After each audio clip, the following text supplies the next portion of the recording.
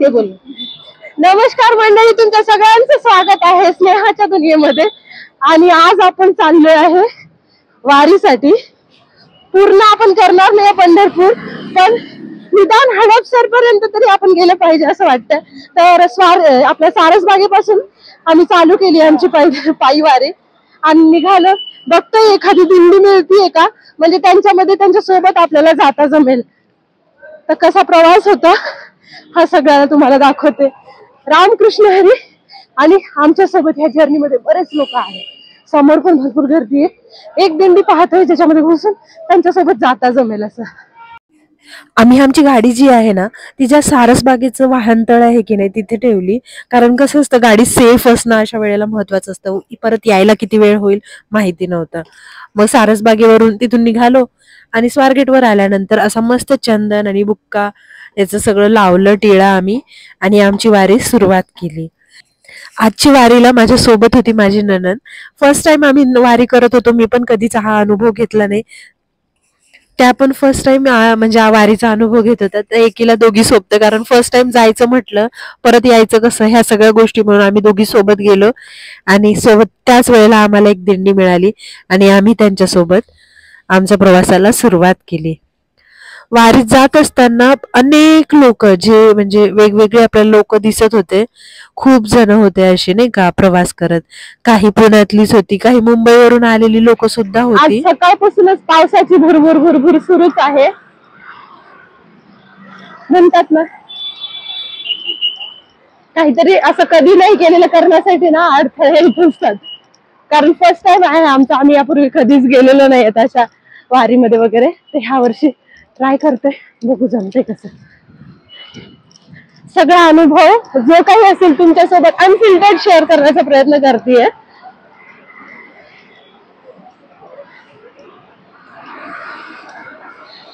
सेवन लवच्या जवळ जातोय आपण आता. आम्ही 7 लवच्या स्क्वेअर पर्यंत पोहोचलो होतो. मग पुढे निघालो. असं दृश्य पुण्यामधलं खूप छान होतं. सकाळपासून भुरभुर भुरभुर सुरूच होती.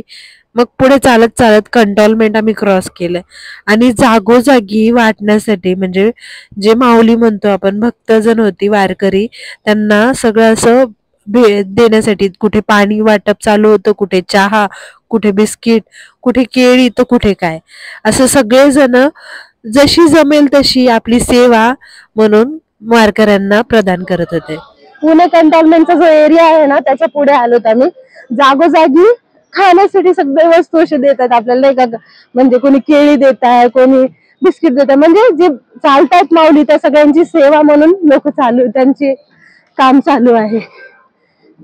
बघू शकता समोर किती जनसमुदाय आहे. सगळे वारकरी निघालेत.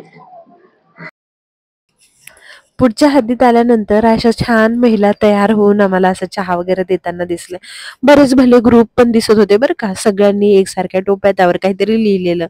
आणि जागोजागी जे दिंडी लांबून आलेली आहे त्यांचा लवाजमा सांभाळलेले असे ट्रक दिसत होते. त्यामध्ये त्यांच्या खाण्याचं सामान, राहण्याची व्यवस्था असलेले काही कपडे, हे ते सगळं होतं. आणि काही वृद्ध म्हणजे लोक पण त्यामध्ये होती. आणि प्रत्येक वेळेला त्यांच्या गावचा म्हणजे त्यांच्या दिंडीचा नंबर किंवा सगळं हे दिलेलं होतं. काही ठिकाणी पोलीस पण होते. असं जाताना एकदम जनसमुदाय खूप वाढल्यासारखा वाटला. आणि जागोजागी महिलांचे गाणे, त्यांचं नृत्य, देवांची भजनं म्हणत त्या चालल्या होत्या, तालावर नाचत होत्या, टाळ, मृदुंग. आणि एक छोटा वारकरी असं मस्त वीणा घेऊन आणि तयार होऊन तिथे आला होता बरं का. खूपच छान दिसत होतं. बायका फुगड्या पण तिथे खेळत होत्या आणि नाचत तर इतक्या छान होत्या. म्हणजे त्यांचा आनंद पाहून ना असं वाटत होतं की भारावल्यासारखं. माझा हा पहिला अनुभव होता, पण अनुभव सांगायचा तरी कसा शब्दात ना, ते विषय आहे. कारण इतका उत्साह येतो कुठे ह्या लोकांना असं वाटायचं. कधी कधी तर भरून यायचं. थोडस चालल्यानंतर दमून जातो, पण ह्या महिलांमध्ये इतका उत्साह, बापरे, असं वाटत होतं की ह्यांचं म्हणजे वेगळंच ह्यांच्यामध्ये ऊर्जा संचारतीये.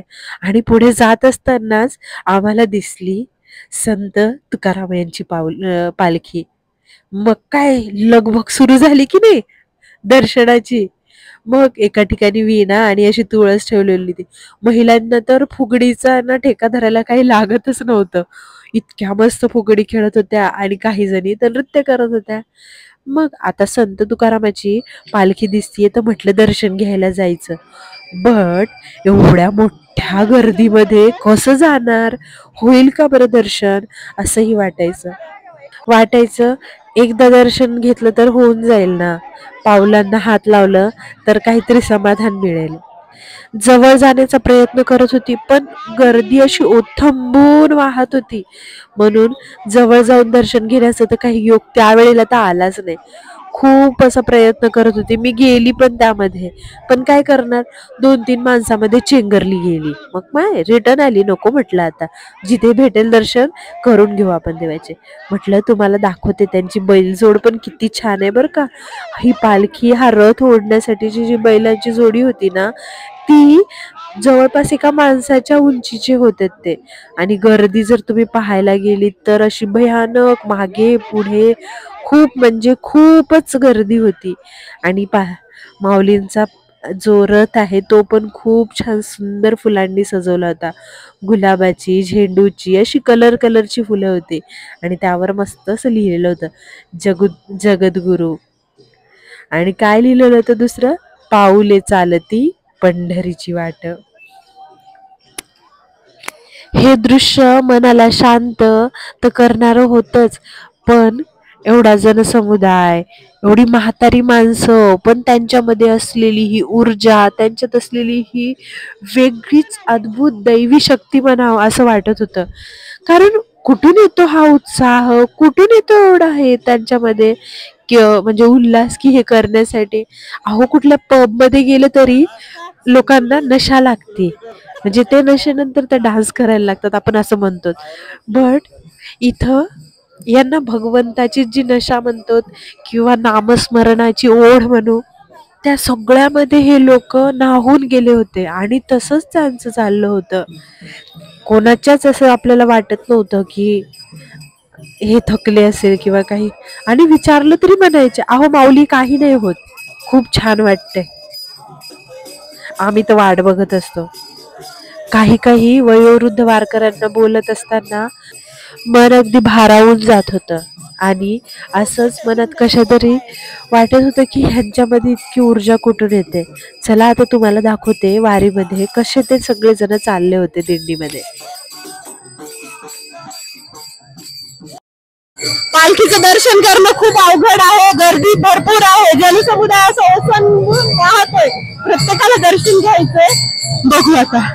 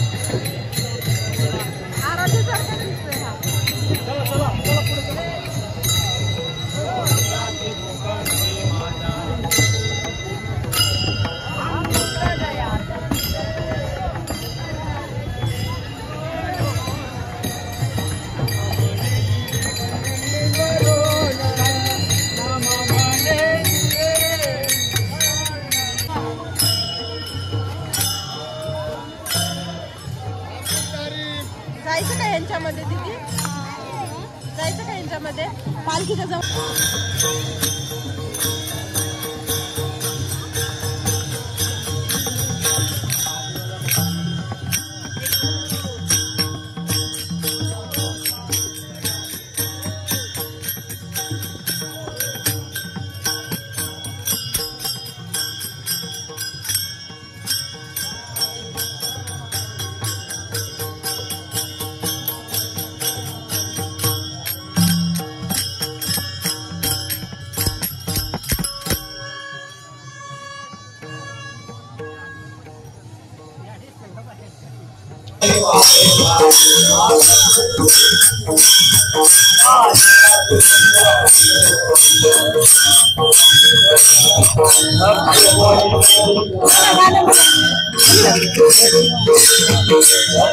भजन म्हणताय का तू?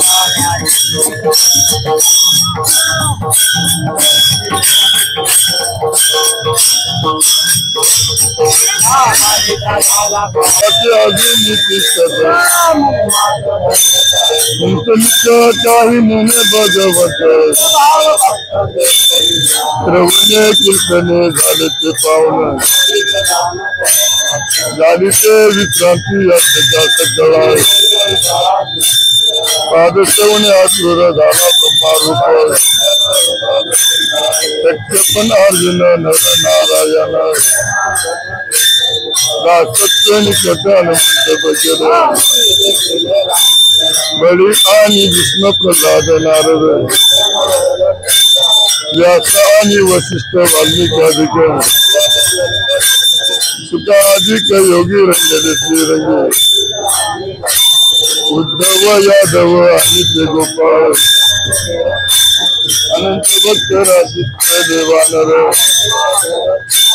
झाली ते विश्रांती यात्रेच्या सकाळा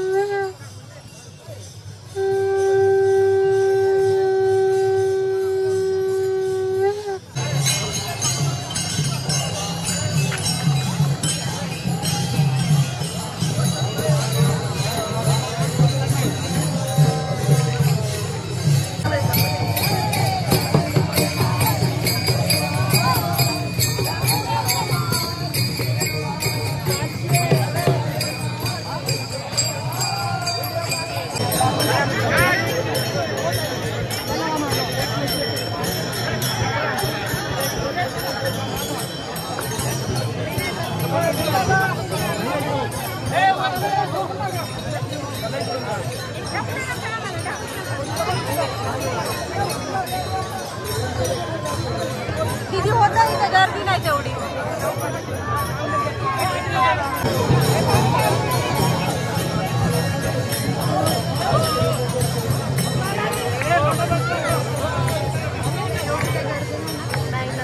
तेच म्हणते आपलं लई नशीब चांगलं. तुला पहिलं बघायचं का पुढे?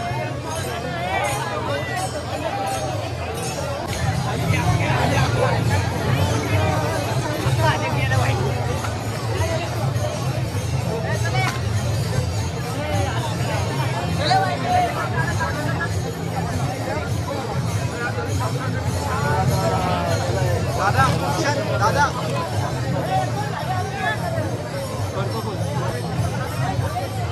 झालं का बोलणं?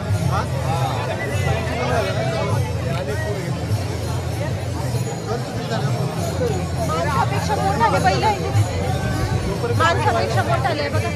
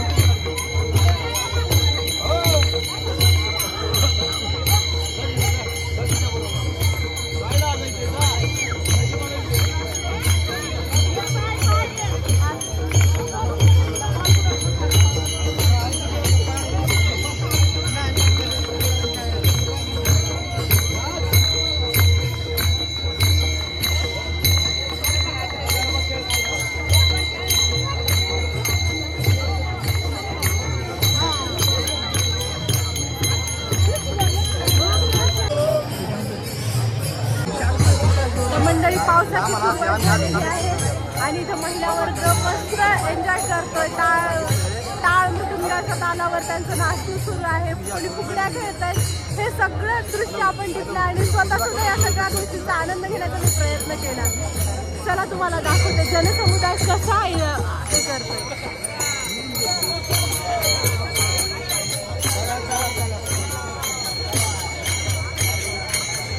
इथे जगद्गुरु तुकाराम महाराजांची पालखी सुद्धा आहे, त्यासमोरच हे सगळे खेळ सुरू होते. खूप छान विलोभनीय दृश्य म्हणू शकतो आपण हे.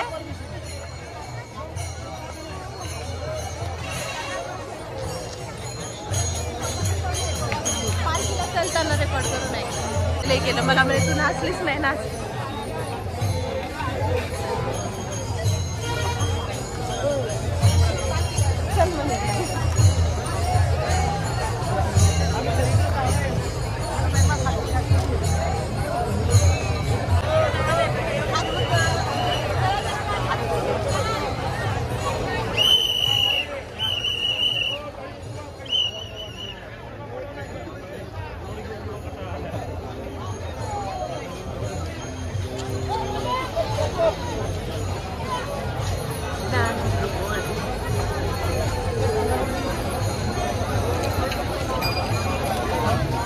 दीदी सर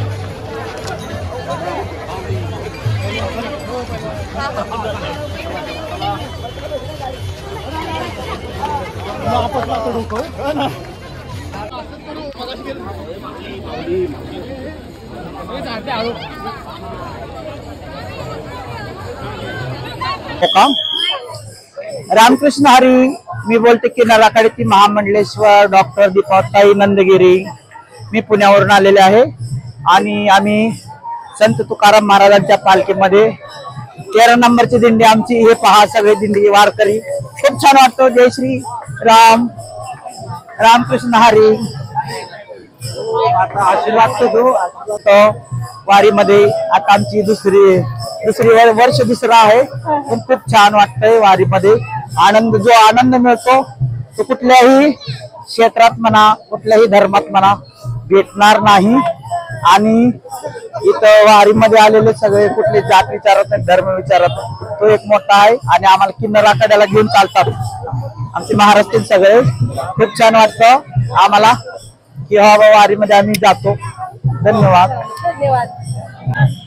तुम्ही बघू शकतात इतके सुंदर दागिने त्यांनी घातलेले आहेत. त्यांच्या पायात पण पहा, हे बघा, सहसा पाहायला सुद्धा मिळत नाही, जे की तुम्ही आपण हे म्हणतो बाजूबंद बांगड्या. खूप सुंदर, खूप छान दिसताय तुम्ही.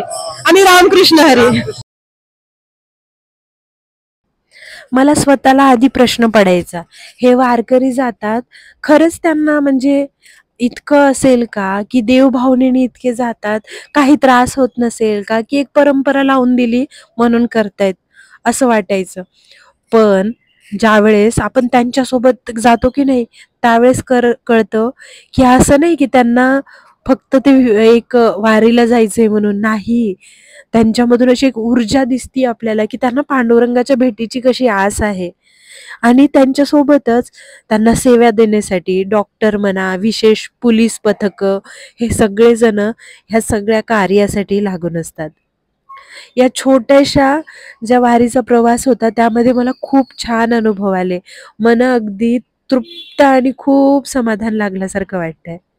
सगळं आपला प्रपंच, आपलं घर हे सगळं सोडून हे पांडुरंगाच्या भेटीसाठी निघालेले वारकरी. मनात वेगळीच इच्छा, वेगळीच आस आणि दर्शनाची असलेली यांच्यात डोळ्यात दिसलेली एक आस आपल्याला दिसून येते. महिलांचा पण विशेष सहभाग आहे बरं का ह्यामध्ये. महिलांनी किती छान छान गाणी, पोवाडी म्हणत म्हणत हा सगळा प्रवास पार करतात. तो त्यांच्या गाण्यांचा एक व्हिडिओ सुद्धा मी माझ्या युट्यूब चॅनलवर टाकला. तुम्हाला व्हिडिओ कसा वाटला मला कमेंट सेक्शन मध्ये सांगा. आणि हो, वारीचा एकदा अनुभव घ्यायलाच हवा बरं का. चला, रामकृष्ण हरी.